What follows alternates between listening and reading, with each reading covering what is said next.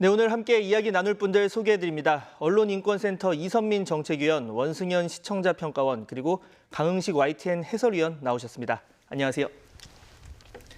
네, 지난주도 정말 굵직한 사건들이 많았습니다. 위원님 먼저 질문을 드리면 지난주 저희 YTN 보도 어떻게 보셨는지요? YTN에서 그 김재원 의원의 뭔가 한 정치인에 대한 죽음 발언을 이제 보도를 하셨잖아요. 근데 네. 뭐 그런 발언들을 비롯해서 정치인들이 그 막말이나 망언들을 많이 하는데 그러니까 그런 보도를 그대로 보내는 게 맞는지에 대한 약간 여러 가지 생각이 많이 들었거든요. 그러니까 그런 내용을 그대로 인용하는 게 과연 옳으냐 이런 네, 말씀하시는 거죠? 네.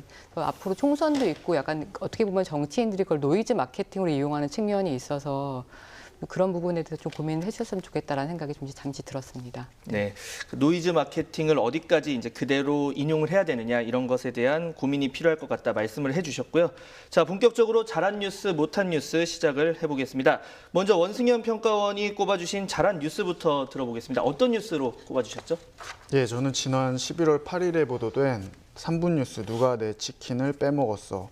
배달 대행의 불편한 진실 보도를 잘한 뉴스로 꼽았습니다. 네. 요즘에 운전을 하거나 길을 걷다 보면은 배달앱 상호가 그려진 배달 기사님들의 그 오토바이들 굉장히 많이 볼 수 있는데요. 네. 워낙 이제 빠른 속도로 운전하시다 보니까 위험하겠다라고밖에 생각을 못했던 것 같은데 이번에 뉴스를 보면서 최근에 이 급성장하고 있는 배달앱 서비스와 관련해가지고 다양한 관점으로 생각해 볼 수 있는 계기가 되었던 것 같습니다. 먼저 배달 사고만 다룬 것이 아니라 이 배달원들의 자격 문제나 배달원들의 수익 구조, 또 처우까지 배달앱에 관한 모든 문제들, 많은 문제들을 3분이라는 짧은 시간 동안 잘 전달한 것 같고요. 또 이슈와 이 3분 뉴스라는 포맷이 잘 어울린다는 생각이 들었습니다. 예. 이 내용과 형식이 효과적으로 구성되어서 전달력을 높인 뉴스라고 생각되어서 잘한 뉴스로 꼽았습니다. 예, 저도 보면서 사실 이게 과연 안전하게 운영이 될 수 있을까 이런 부분에 대해서 좀 우려가 많았는데 또 3분 뉴스는 사실 포맷에서도 좀 특이한 점이 있어서 많은 뭐 시청자분들이 사랑을 하고 사랑을 받고 있는 것 같아요. 그 부분 좀 얘기해 주신다면요. 예, 이번에 뉴스 포맷을 보면은 치킨 배달을 하는 것부터 시작을 해서 직접 치킨을 깔아놓고 이야기를 풀어나가는 그렇죠. 배경인데요. 이 마지막에는 또 ASMR 같이 1인 방송에서는 많이 쓰는 그런 유행하는 요소를 뉴스에 접목해서 너무 딱딱하지 않게 이슈를 잘 전달하는 시도가 긍정적으로 보였습니다. 이런 배경이 친근하기도 하고 또 어떻게 보면은 좀 기존의 뉴스 관점에서 보면 좀 허술해 보이기도 하지만 또 취재한 내용만큼은 또 충실하고 효과적으로 잘 전달이 되었던 것 같고요. 자, 그러니까 좀 B급 감성 비슷하게 이렇게 일부러 좀 허술하게 하는 게 있는 것 같아요. 제가 직접 예. 들어보면 일부러 좀 재밌으라고 더 뭐 이렇게 공을 들이지 않은 것처럼 배경을 만들곤 하는데 저는 이번에 좀 아쉬운 점이 제가 먹었으면 더 맛있게 먹을 수 있었을 텐데 약간 아쉽더라고요. 뭐 아까 잠깐 말씀드렸지만 3분 뉴스가 이렇게 많은 분들의 사랑을 받는 비결 아무래도 뭐 정형화된 방송 뉴스의 문법을 따르지 않는 이 독특한 구성 때문이라는 생각이 드는데요. 이번 코너는 이 홍성욱 기자가 마이크를 잡았고 앞서서 고한성 한동호 기자도 아주 단골 손님입니다. 그런데 이 출연 기자 외에 코너를 직접 제작하는 일은 YTN 플러스 팀이 전담을 하고 있다고요? 예, 그렇습니다.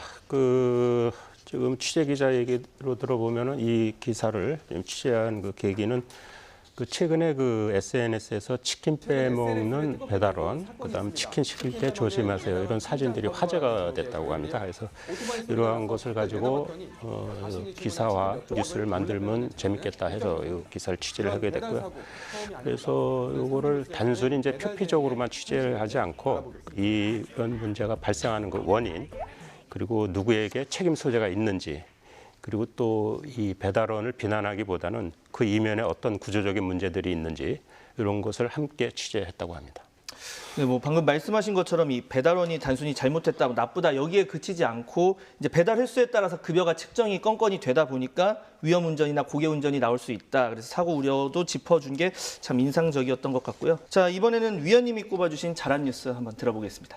네, 저는 지난 7일 보도된 팩트와의 박찬주 감따는 건 공관병 업무 어디까지 사실일까를 잘한 뉴스로 뽑았습니다. 네. 그러니까 이 기사는 이미 이제 부부가 이제 그 공관병에 대해서 갑질 논란을 했고, 그리고 이제 삼천교육대 발언으로 굉장히 물의를 일으킨 이제 박찬주 전 육군 대장이 이제 그 기자회견에서 그 공관병한테 그런 업무를 시킨 거는 전혀 문제가 없고, 그리고 이제 군 검찰 수사 관련해서 되게 부당하다라고 이제 발언을 했잖아요. 그 발언 내용의 사실 여부를 확인하고 있는 그 기사입니다. 해명 내용을 하나하나 짚어준 거죠, 그렇죠? 맞는지 틀린지. 예. 네네.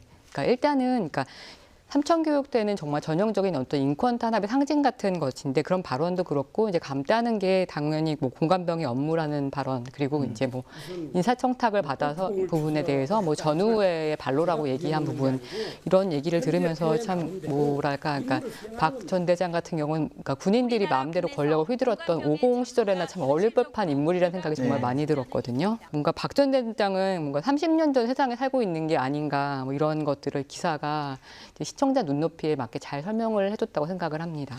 사실 삼천교육대 발언이 너무 파장이 커서 다른 이야기들이 뭐 상대적으로 그동안 덜 주목을 받았는데, 이 박 전 대장이 다른 주장들의 사실 여부를 찬찬히 확인해서 더 저는 인상적인 기사다, 좀 이런 생각이 들었거든요. 네, 저 또한 그렇게 생각하고요. 그러니까 먼저 이제 공관병한테 뭐 감 따는 걸 시킨 거와 관련해서 원래 육군 규정에 나무 열매를 따게 해서는 안 된다는 규정이 아예 명시가 돼 있거든요. 네. 근데 사실 이 부분은 많은 언론사들도 이제 다 보도를 했습니다. 근데 이제 기사는 그러니까 그런 부분을 지적을 하면서도 이게 규정이어서 사실 법적으로 뭐 직권남용죄에 해당하지는 않지만은 그러니까 당연히 해야 한다라는 식의 발상은 되게 좀 시대착오적이지 않냐라고 이제 지적을 합니다. 네. 자, 그래서 해당 뉴스 이 취재한 이정미 기자 취재기가 궁금한데 준비돼 있다고요? 예, 그 박 전 대장의 기자회견에서 그 삼천교육대 발언을 듣고 상당히 좀 화가 났다고 합니다. 네. 사실 그 육군 대장의 인식이 이 정도밖에 안 되는가 하는 것이죠. 그래서 그 발언이 또 여러 가지 발언들을 했는데 그것이 사실인지 그걸 취재를 하게 된 것이고요.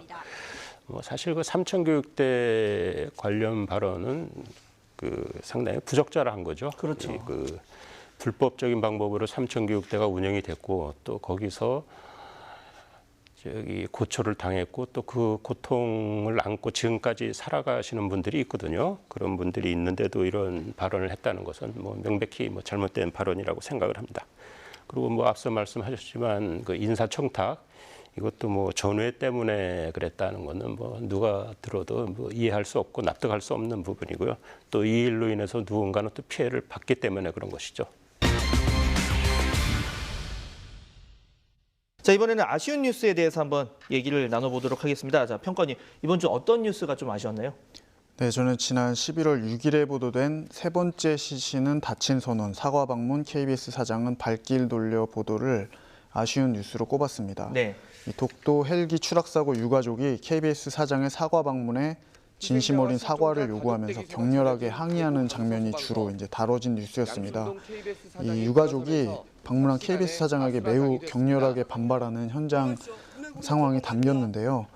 이 뉴스가 나올 당시에 이 이슈가 상당히 화제가 되긴 했지만, 이 보도만 놓고 보면은 유가족이 왜 저렇게 격렬하게 반발하는지 그 이유에 대한 설명이 약간 부족했던 것 같습니다. 이 보도에서 앵커 멘트에서는 KBS에서 영상을 경찰에 제공하지 않아서라는 설명을 했고요. 리포트에서는 촬영한 직원과 보도한 기자가 같이 유가족에게 사과를 하러 오지 않아서 유가족이 사과를 받아들이지 않고 격렬하게 반발했다고 전했는데요. 이 유가족이 분노하게 된 거는 KBS에서 경찰에 영상을 제공하지 않은 그 직접적인 이유 때문인 것 같은데, 네. 그 이유에 대한 언급이 좀 생략이 돼가지고 왜 유가족이 촬영 직원하고 보도한 기자 같이 사과하러 오라고 했는지를 알 수가 없었습니다. 그래서 KBS에서 헬기 이륙 영상을 확보하고도 수색대에 제공하지 않다가 단독 보도하면서 네. 문제가 된 것이니까, 이 그에 대한 설명이 이 뉴스에서 좀 간략하게 언급이 됐어야지 하지 않나 생각을 했습니다. 네, 그러니까 뭐 이 단독 보도 욕심 때문에 제공을 하지 않은 게 아니냐, 그러니까 제공하지 않은 이유가 중요했는데 그런 부분이 좀 명확하게 나오지 않았다라는 지적을 해주셨고, 해설위원님, 당시 상황을 저희가 뭐 그 전에도 좀 다양한 관점에서 여러 번 보도를 한 것으로 알고 있는데 내용 좀 한번 전달을 해주신다면요. 네, 그렇습니다. 저희 기자는 그 해당 기사, 그날 이제 평가원님이 보신 그 기사 이전에 한 4월에 걸쳐서 이 해당 관련 기사들을 계속 보도를 했습니다. 네. 그 KBS가 독도 헬기 영상을 숨기고 단독 보도를 했다. 그리고 그에 따른 후폭풍이 불고 있다.